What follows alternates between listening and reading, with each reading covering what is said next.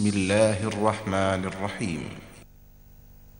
وما أرسلنا في قرية من نبي إلا أخذنا أهلها بالبأساء والضراء لعلهم يضرعون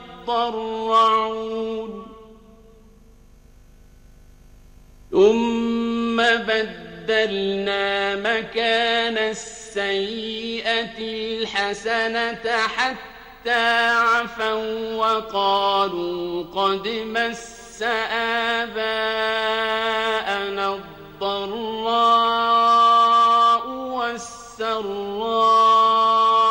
فأخذناهم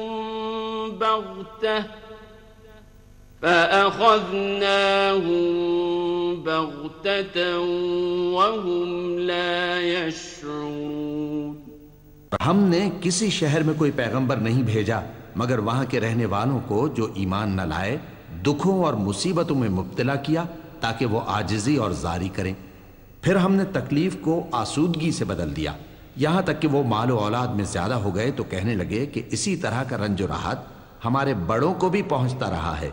तो हमने उनको नागहां पकड़ लिया और वो अपने हाल में बेखबर थे। वलौ अन्ना अहलल कुरा आमनू वत्तक़ौ लफ़तहना अलैहिम बरकातिन मिनस समाई वल अर्द لفتحنا عليهم بركات من السماء والأرض ولكن كذبوا فأخذناهم بما كانوا يكسبون أفأمن أهل القرى أن يأتيهم بأسنا بياتا وهم نائمون أوأمن أهل القرى أن يأتيهم بأسنا ضحى وهم يلعبون أفأمنوا مكر الله فلا يأمن مكر الله إلا القوم الخاسرون أولم يهد للذين يرثون الأرض من بعد أهلها أن لو نشاء أصبناهم بذنوبهم ونطبع على قلوبهم فهم لا يسمعون। और अगर उन बस्तियों के लोग ईमान ले आते और परहेजगार हो जाते तो हम उन पर आसमान और जमीन की बरकत के दरवाजे खोल देते, मगर उन्होंने तो तकजीब की, सो उनके अमाल की सजा में हमने उनको पकड़ लिया। क्या बस्तियों के रहने वाले इससे बेखौफ हैं कि इन पर हमारा अजाब रात को वाक़े हो और वो बेखबर सो रहे हों? और क्या अहले शहर इससे निडर हैं कि उन पर हमारा अजाब दिन चढ़े आ नाजिल हो और वो खेल रहे हों? क्या ये लोग अल्लाह के दांव का डर नहीं रखते? सुन लो कि अल्लाह के दांव से वही लोग निडर होते हैं जो खसारा पाने वाले हैं।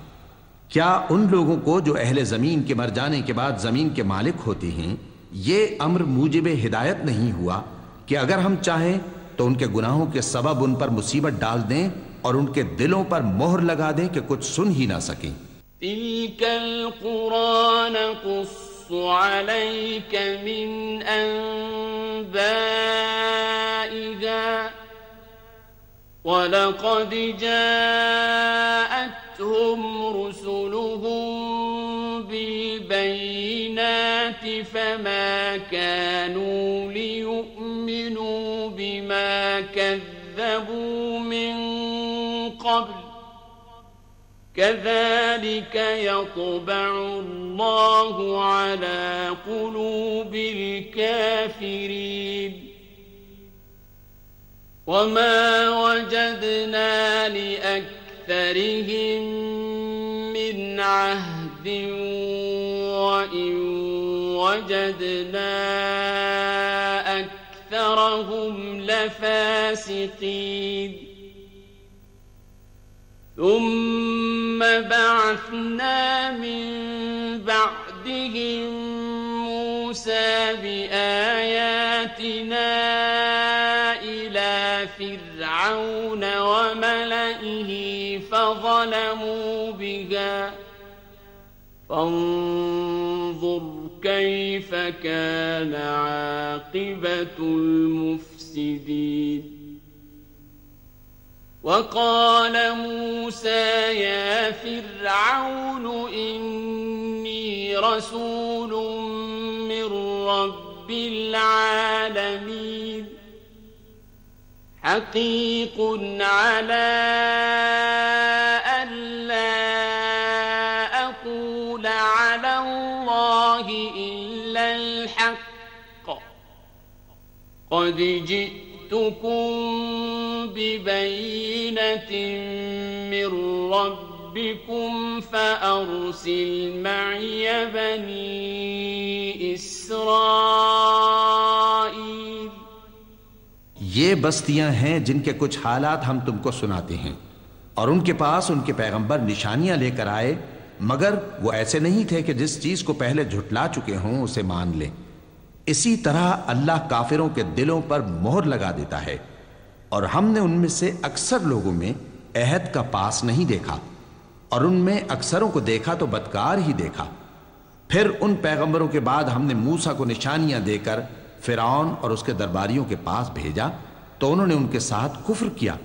सो देख लो कि खराबी करने वालों का अंजाम क्या हुआ। और मूसा ने कहा कि ऐ फिरौन, मैं रब्बुल आलमीन का पैगंबर हूं, मुझ पर वाजिब है कि अल्लाह की तरफ से जो कुछ कहूं सच ही कहूं। मैं तुम्हारे पास तुम्हारे परवरदिगार की तरफ से निशानी लेकर आया हूं, सो बनी इसराइल को मेरे साथ जाने की रुख्सत दे दीजिए।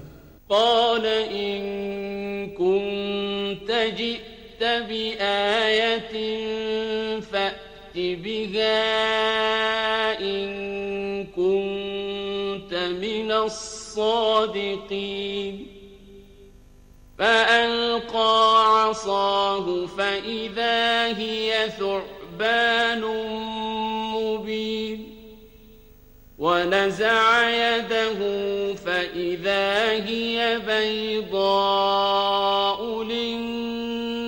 للناظرين قال الملأ من قوم فرعون إن هذا لساحر عليم يريد أن يخرجكم من أرضكم فماذا تأمرون قالوا أرجه وأخاه وأرسل في المدائن حاشرين يأتوك بكل ساحر عليم। फिरौन ने कहा, अगर तुम निशानी लेकर आए हो तो अगर सच्चे हो तो लाओ दिखाओ। मूसा ने अपनी लाठी जमीन पर डाल दी तो वो उसी वक्त एक बड़ा अजदहा बन गई और अपना हाथ गरीबान से निकाला तो उसी दम देखने वालों की निगाहों में सफेद बुराक यानी रोशन हो गया। तो कौम फिरौन में जो सरदार थे वो कहने लगे कि ये बड़ा माहिर जादूगर है, इसका इरादा यह है कि तुमको तुम्हारे मुल्क से निकाल दे, भला तुम्हारी क्या सलाह है। उन्होंने फिरौन से कहा कि फिलहाल मूसा और इसके भाई के मामले को मौकूफ रखिए और शहरों में नकीब रवाना कर दीजिए कि तमाम माहिर जादूगरों को आपके पास ले आए। وجاء السحرة فرعون قالوا إن لنا لأجرا إن كنا نحن الغالبين قال نعم وإنكم لمن المقربين قالوا يا موسى إما أن تلقي وإما أن نكون نحن الملقين قال ألقوا فلما ألقوا سحروا أعين الناس واسترهبوهم وجاءوا بسحر عظيم وأوحينا إلى موسى أن ألق عصاك فإذا هي تلقف ما يأفكون فوقع الحق وبطل ما كانوا يعملون فغلبوا هنالك وانقلبوا صاغرين وألقي السحرة ساجدين قالوا آمنا برب العالمين رب موسى وهارون। चुनाचे ऐसा ही किया गया और जादूगर फिरौन के पास आ पहुंचे और कहने लगे कि अगर हम जीत गए तो हमें सिला तो अता कीजिएगा ना। फिरौन ने कहा हां जरूर, और इसके अलावा तुम मुकर्रबों में दाखिल कर लिए जाओगे। जब फरीकैन रोज़े मुकर्ररा पर जमा हुए तो जादूगरों ने कहा कि मूसा, या तो तुम जादू की चीज डालो या हम डालते हैं। मूसा ने फरमाया तुम ही डालो। सो जब उन्होंने जादू की चीजें डाली तो लोगों की आंखों पर जादू कर दिया, यानी नजरबंदी कर दी, और लाठियों और रस्सियों के सांप बना बनाकर उन्हें डरा डरा दिया और बहुत बड़ा जादू दिखाया। और उस वक्त हमने मूसा की तरफ वही भेजी कि तुम भी अपनी लाठी डाल दो। तब वो फौरन सांप बनकर जादूगरों के बनाए हुए सांपों को एक एक करके निगल जाएगी। आखिर हक साबित हो गया और जो कुछ वो लोग करते थे बातिल हो गया।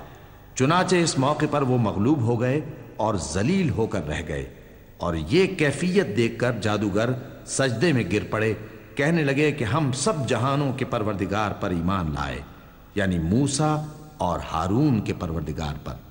قال فرعون آمنتم به قبل أن آذن لكم إن هذا لمكر مكرتموه في المدينة لتخرجوا منها أهلها فسوف تعلمون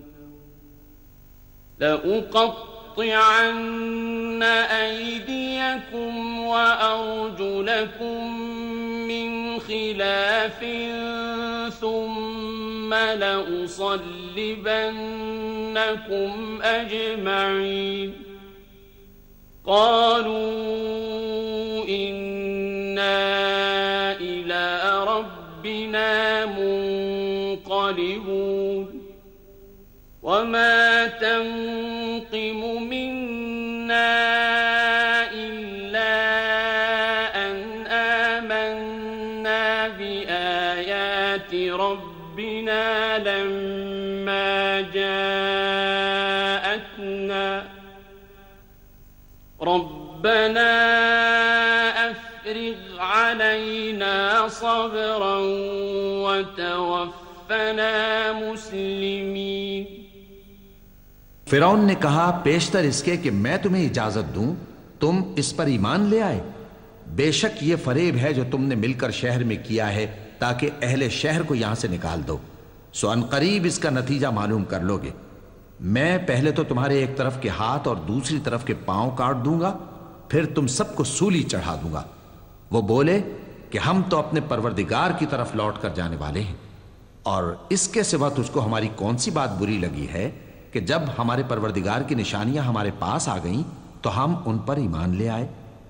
ऐ परवरदिगार, हम पर सब्र इस्तिकामत की दहाने खोल दे और हमें फर्माबरदारों की हालत में वफात दीजिए। वक़ाल अल-मलअु मिन قوم فرعون أتذر موسى وقومه ليفسدوا في الأرض ويذرك وآلهتك قال سنقتل أبناءهم ونستحيي نساءهم